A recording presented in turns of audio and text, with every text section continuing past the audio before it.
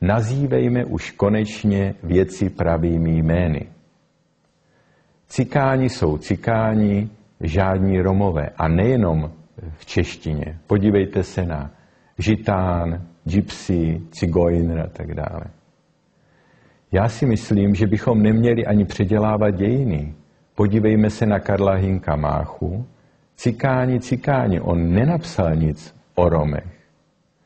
Jestliže se pobavíme u operety Cikánský baron, tak je zbytečné to předělávat na romský baron.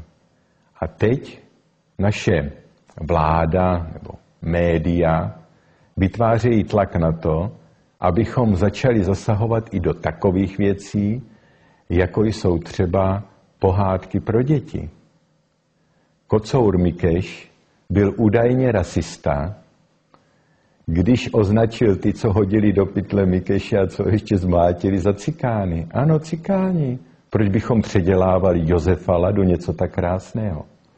Víte sami, že se teď média pustila do oblíbené písničky Bílá, bílá, bílá. Komu by se nelíbila? No tak jsme bílí, tak jsme bílí. Přeci teď na tom není nic špatného. Někdo jiný je třeba hrdý na to, že je Afroameričan, někdo jiný je hrdý třeba na to, že je Japonec. Nestyďme se za to, že jsme bílí a nazývejme věci pravými jmény.